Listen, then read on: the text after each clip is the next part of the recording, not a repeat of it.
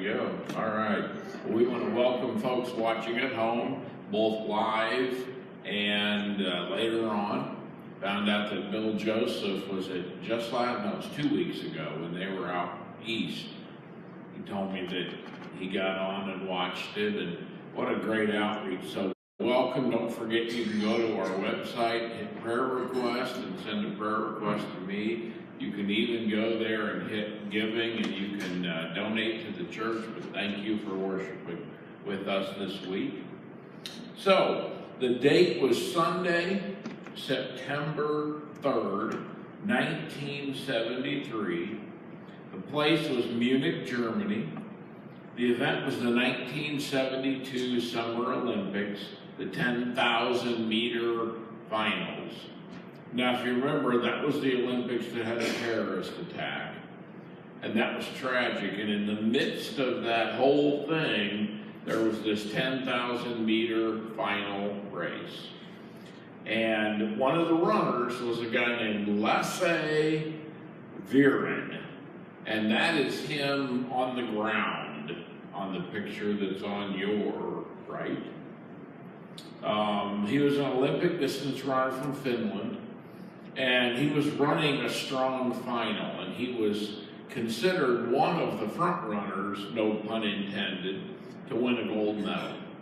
He was one of the people to be watched in that race. That is until tragedy struck, and that's a picture of it as it happened. He and fellow runner Emil Puttemans, say that 3 times real fast, got their legs tangled on the 12th lap of this 10,000 meter race. Puttemans managed to stay on his feet, stumbled but stayed on his feet. Our runner did not. Viren was not so lucky. He went down. And that's basically a death sentence to a runner. When you fall in the middle of a race, you might as well just quit. Because, I mean, by the time you get up, you're so far back, you don't have any chance at all. But Viren refused to stay down. Instead, he got back up and got back in the race, continued running, and in less than 150 meters, he caught back up with the bulk of the runners. And with only 600 meters left in the race, Viren started an unprecedented lap and a half final kick. You don't final kick a 10,000 meter race with a lap and a half left, but he did, because it was his only chance, and the other runners couldn't match that final lap and a half kick. And in the end, Viren's, who should have just stayed down and quit, Viren's won the race. He won the Olympic gold, and he set a record time in that particular stadium, 1972, and that record still stands for that stadium all these years later. He's truly staged one of the most amazing comebacks in the history of track and field, in the history of sports in general. And it was all because he refused to stay down. So today we continue our current sermon series, Your Comeback. I've been sharing every week that it's based on a book by Tony Evans, and that the book and our series focus on fear. And for us, the fear is that we've gotten too far away from God, that we've strayed so far from God that we can't get back in the race, so to speak. We're focusing on epic comebacks of sports individuals and teams, and we're pairing it with these unlikely Old Testament heroes, people who had scandalous pasts and yet came back and did miraculous things, all to show that God can turn life around for anybody, even us. So week 1, we started with the notion that we are called to think different. Last week, we took that word different to the next level, as we talked about embracing the unusual. And today we look at what it means to not stay down. And that leads us to the Old Testament book of 1 Samuel and a story about not staying down. Hear these words. In her deep anguish, Hannah prayed to the Lord, weeping bitterly. And she made a vow, saying, Lord Almighty, if you would only look on your servant's misery and remember me, and not forget your servant, but give her a son, then I will give him to the Lord for all the days of his life, and no razor will ever be used on his head. And as she kept on praying to the Lord, Eli observed her mouth. Hannah was praying in her heart, and her lips were moving, but her voice was not heard. And Eli thought she was drunk and said to her, How long are you going to stay drunk? Put away your wine. Not so, my lord, Hannah replied. I am a woman who is deeply troubled. I have not been drinking wine or beer. I was pouring out my soul to the Lord. Do not take your servant for a wicked woman. I have been praying here out of my great anguish and grief. And Eli answered, Go in peace, and may the God of Israel grant you what you have asked of him. And she said, May your servant find favor in your eyes. And then she went her way and ate something, and her face was no longer downcast. Early the next morning they arose and worshipped before the Lord, and then they went back to their home at Ramah. In the course of time, Hannah became pregnant and gave birth to a son, and she named him Samuel, saying, Because I asked the Lord for him. Okay, so here we get this portion of the Old Testament story of a woman named Hannah. So she had been unable to have a child, barren, as the Old Testament likes to call that. So she goes to the temple. She didn't know what else to do. So she goes to God. She goes to the temple and she fervently prays for a baby. She promises God that if he grants her that one thing, that's all she's praying for. And if God grants her that one thing, she will dedicate that child's life back in service to God. And we hear that as she's praying, her lips are moving, but no sound is coming out because she is so focused. She's not talking to anybody who needs to actually hear sound. She's talking to God, so she doesn't make any sound, but her lips are moving. The priest, Eli, is in range, and he can see her, and he sees her, and to him, he mistakes what he sees, and he thinks she's drunk. He thinks this woman is in the temple, and she's drunk, and he chastises her for it. But she says, no, you're not understanding what I'm doing here. I have not been drinking, but instead I am pouring my heart out, pouring my soul out to God. Well, Eli feels, he senses, he sees the sincerity, and he feels bad, so he apologizes for his mistake, and he encourages her to go back in peace, and he tells her to be confident that God will answer the prayer that she has lifted up. So she leaves the temple, gets a little food in her, perks up, goes back home. Bible says in due time she becomes pregnant, gives birth to a child that she names Samuel, which means asked of God. Not a coincidence that one of the reasons we named our firstborn Samuel, asked of God. So here's Hannah. Here's this Old Testament woman, desperate. Because if you don't have a child, you are not complete in the Old Testament, in the ancient Near Eastern world. She is as low as a human being can be. She could have easily just stayed down there and quit. She could have turned from God and chucked it all. She could have renounced her faith and stayed home. She could have lived out an incomplete life in the shadow of what if and what might have been. But she didn't. She was down, but she refused to stay down. That went down, didn't it? She was down, but she refused to stay down.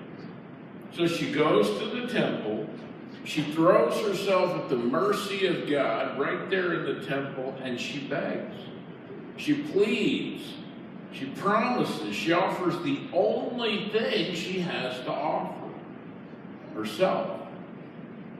And this baby that she is praying for that doesn't even exist yet, she refuses to stay down. And God not only hears her prayer, but God answers her prayer. God gives her this baby that she so desperately wanted, the baby she prayed so hard for, the baby she refused to stay down because of.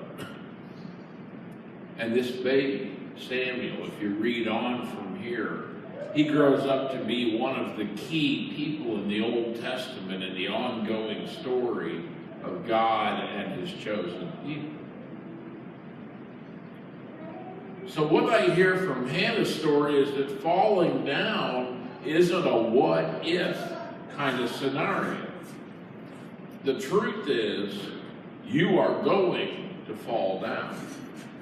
I don't care who you are.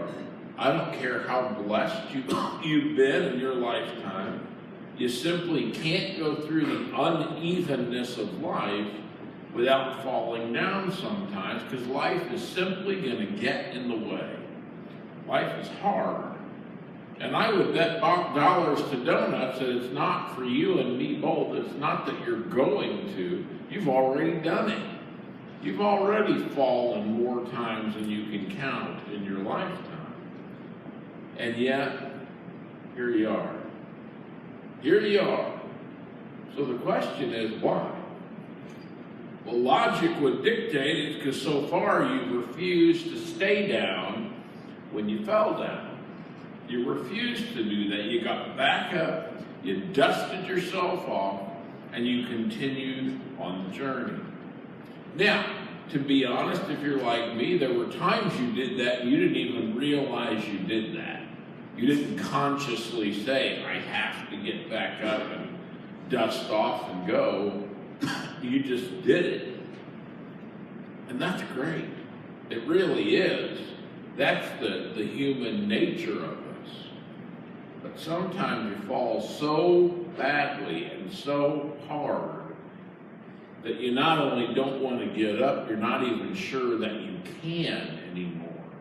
The hurt is so bad, the pain, the shame, the embarrassment, they're so real from the fall that you genuinely think you're never even going to get back on your knees again, let alone all the way to your feet, and heaven forbid, actually move forward again. But if Hannah's story reminds us of anything, it's this: don't stay down. Don't stay down. Refuse, regardless of the odds, regardless of how hard it is, get back up. Seek help if you need it, because there is absolutely no shame in asking for help. But get back up. Dust yourself off. Tend to your wounds if that's necessary. And then start once again the slow process of putting one foot in front of the other, step after step, day after day. Now, I'll be honest. Since this stinking cancer diagnosis, I've been sorely tempted more than once to quit. I'll be honest, I've been tempted to just quit. To stick with sports metaphors, I've found myself at times wanting to go ahead and throw the white towel into the middle of the ring and concede defeat. But God has continually shown me that I have too much to live for. I have an awesome family that loves me. I have an awesome church that I serve with. And I serve a God of miracles.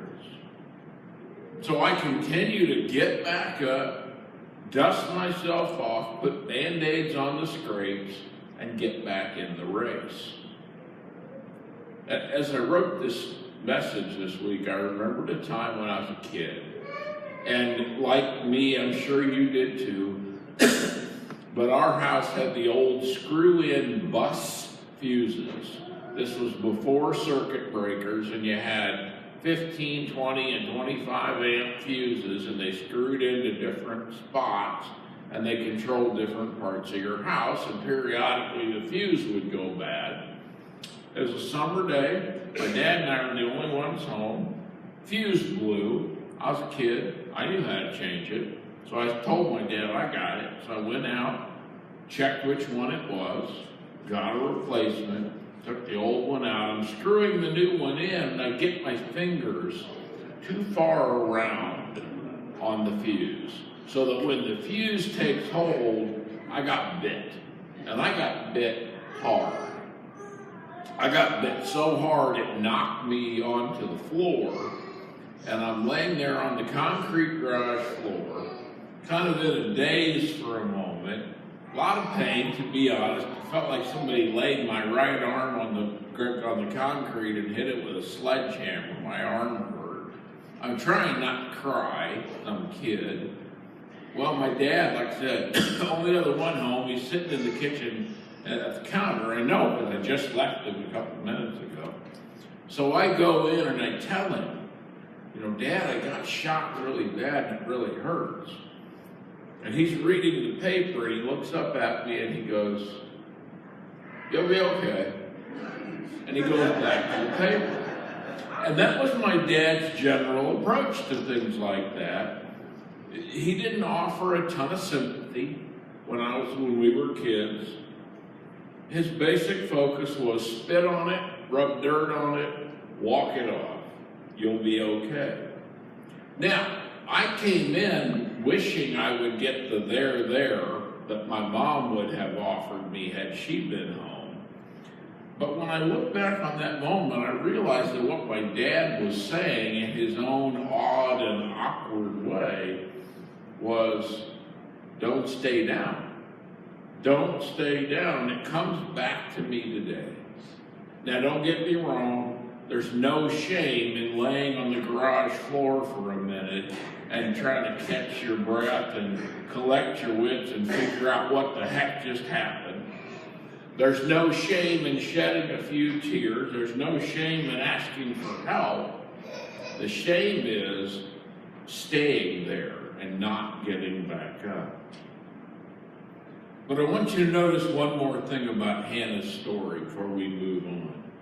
She refused to stay down. We've said that. She picked herself back up. She moved ahead, and God blessed her in powerful ways because of that. But notice this, she didn't simply keep the blessing for herself. She followed through with her promise to God, dedicated her son Samuel's life to service. She paid it forward because she was so blessed. That's an important part of this story. It's not like that Burt Reynolds movie, The End.